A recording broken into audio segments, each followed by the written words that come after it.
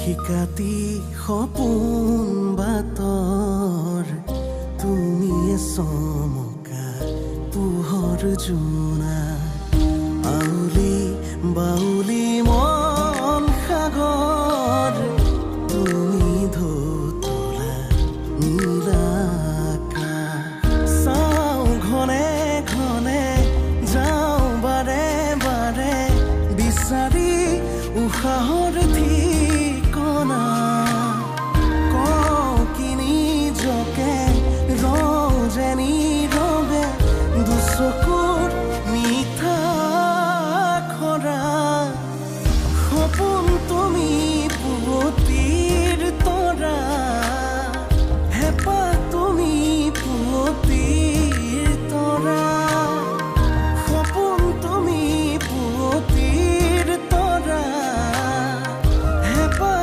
তুমি পুৱতিৰ তৰা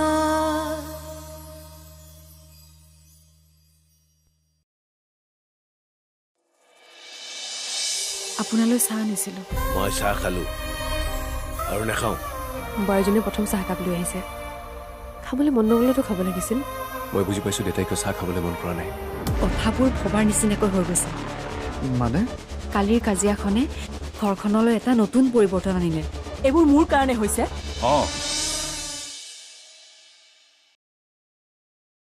মই ভাবিছিলোঁ বা ঘৰৰ পৰা ওলাই গৈ এনেকুৱা এটা সিদ্ধান্ত লোৱাৰ কাৰণে তুমি দুখ কৰিম দুখ কিয় কৰিম তাই খুব ভাল সিদ্ধান্ত লৈছে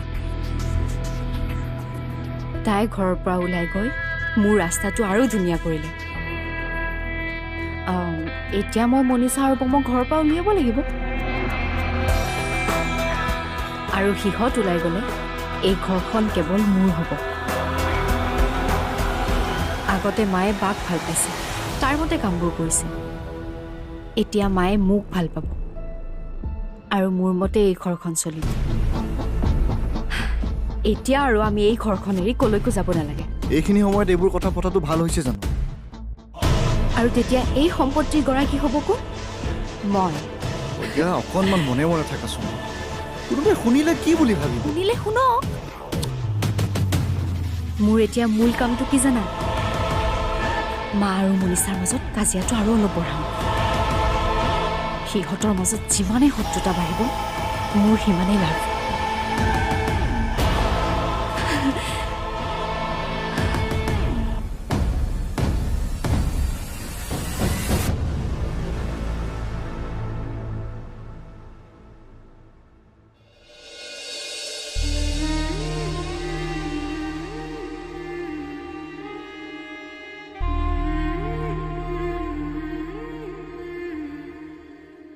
বৰ্মা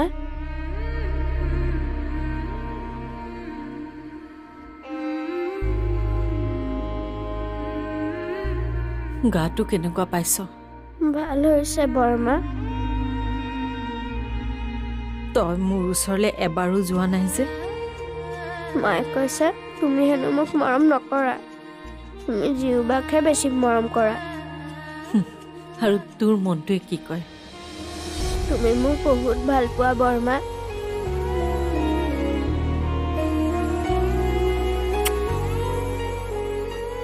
জীউ আৰু তই মোৰ বাবে সমান মায়ে বাধা দিলো তই মোক নাপাহৰিবি দেই নাপাহৰো তুমি এতিয়া যোৱা তুমি আৰু মই কথা পাতি থকা দেখিলে মোকো গালি পাৰিব তোমাকো গালি পাৰিব তই অকণমান শুই ল যেতিয়া গা ভাল পাবি মোৰ ওচৰলৈ এবাৰ আহিবি দেই হ'ব বৰ্মা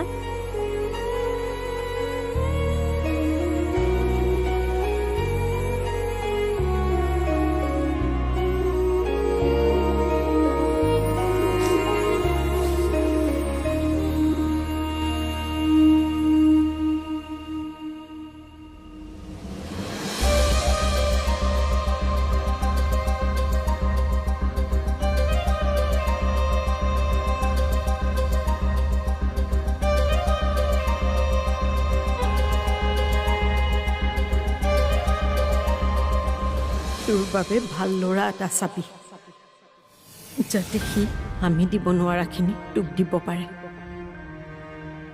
সুখ শান্তিৰে তোক ৰাখিব পাৰে। দৰকাৰ হ'লে তই যিদিনা ঘৰ এৰি গুচি যাবি মোকেই নজনাবি। মই তোক একো দিব নোৱাৰিলেও দূৰৰ পৰা আশীৰ্বাদ দিম। মা,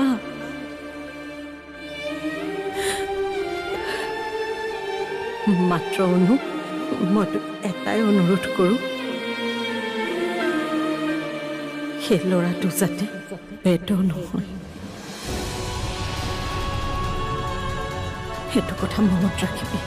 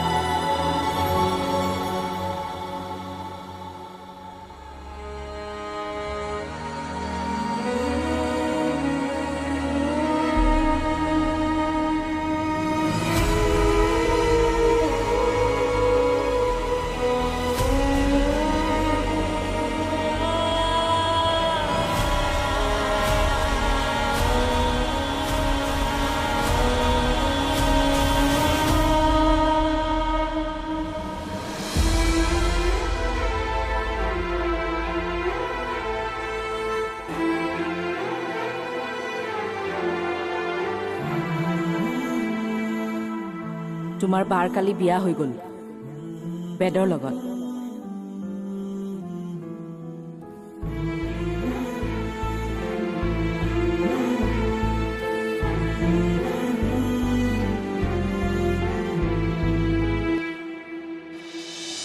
এটা কথা অপ্ৰিয় হ'লেও সত্য যে এই ঘৰখনত যিবোৰ ঘটনা হৈ আছে সেই সকলোবোৰ মনীষাৰ বাবে হৈ আছে। আৰু অকল এতিয়াই নহয়, আমাৰ ঘৰ ধ্বংস কৰাৰ মূলতেই তাই। সপোন তুমি পুৱতিৰ তৰা, হেঁপাহ তুমি পুৱতিৰ তৰা,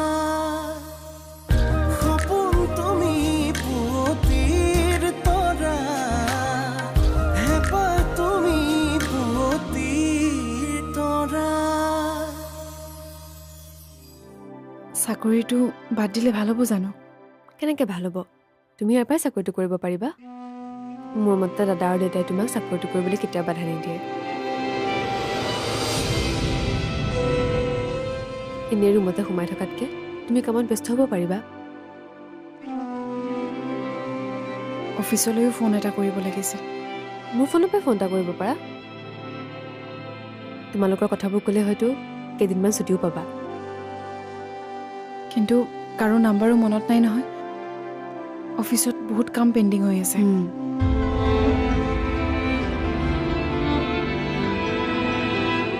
দাদা আহক ৰ'বা।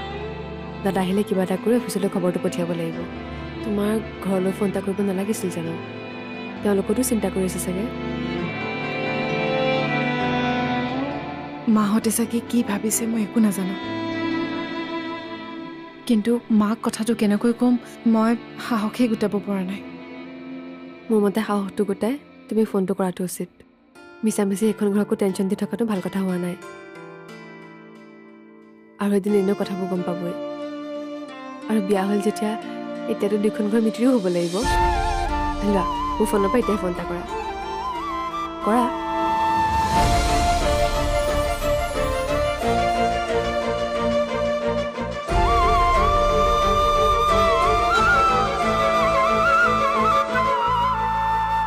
মা,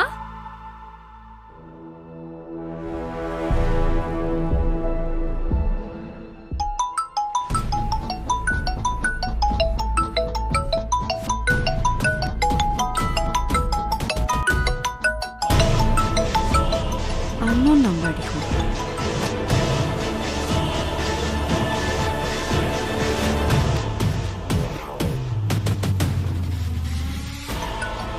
নিশ্চয় বায়ে ফোন কৰিছে। কি কৰোঁ, ৰিচিভ কৰোঁ জানো? কিন্তু ৰিচিভ কৰিলে কথাবোৰ সহজ হৈ যাব আৰু তেতিয়া মোৰ প্লেনবোৰ খেলি মেলি হৈ যাব। এনেও অনুবাৰ প্ৰতি মাৰ দৰদটো বেছি। মাৰ লগত যিমান দিন বেয়া হৈ থাকিব সিমান দিন মোৰেই ভাল।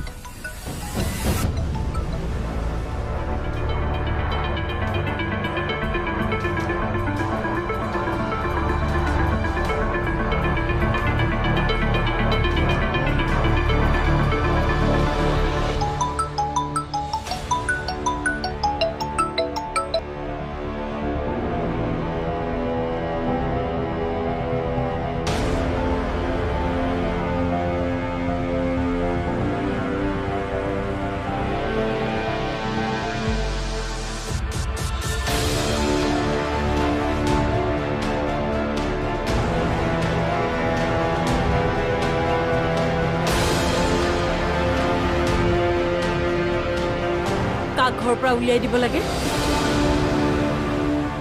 মা, এটা কথা অপ্ৰিয় হ'লেও সত্য যে এই ঘৰখনত যিবোৰ ঘটনা হৈ আছে সেই সকলোবোৰ মনীষাৰ বাবে হৈ আছে।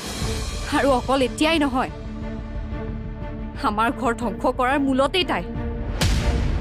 সিমানবোৰ হোৱাৰ পিছত আমি কিয় তাইক এইখন ঘৰত ৰাখি থৈছো এতিয়াও? তাৰ বাবে অনুবা ঘৰ এৰি যাব লগা হ'ল। কাইলৈ পৰহিলে যদি আমাকো এইখন ঘৰৰ পৰা ওলাই যাবলৈ দিয়ে তেতিয়া কি হ'ব?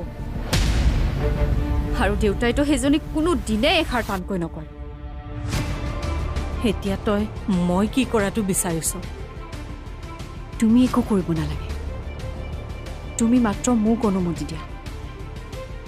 মই তাইক আৰু পমক এতিয়াই ঘৰৰ পৰা গোটেই বাহিৰ কৰি দিম। তুমি মাত্ৰ এবাৰ কোৱা। চুপ! পমৰ কথা তই তেনেকে নকবি। সেই সৰু ল'ৰাটোৰ কথা তই তেনেকে ক'বলৈ বেয়া লগা নাই? তুমি ইমান মহান হ'বলৈ যোৱা কিয়? সেইটোতো তাইৰে ল'ৰা, কিয় বেয়া লাগিব লাগে? মাকে যিবোৰ সংস্কাৰ দিছে, কাইলৈ পৰহিলৈ ডাঙৰ হ'লে সি মাকৰ কথাই শুনিব। তুমি তাক মৰম কৰি লাভ নাই। সেই মৰমৰ একো মূল্য সিহঁতে নিদিয়ে। মোৰ আগত আগলেও পমৰ কথা তেনেকৈ নকবি। একো স্বাৰ্থত মই তাক মৰম নকৰোঁ আৰু তাৰ গাত একো ভুল নাই। সোনকালে কিবা এটা নকৰিলে কিন্তু গুজেই গজালি হ'ব। তই যা বুলিছো নহয়, যা ইয়াৰ পৰা।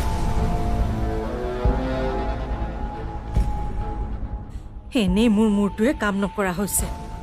সেইবোৰ এতিয়াই যি টি কথা কৈ নাথাকিবি, যা।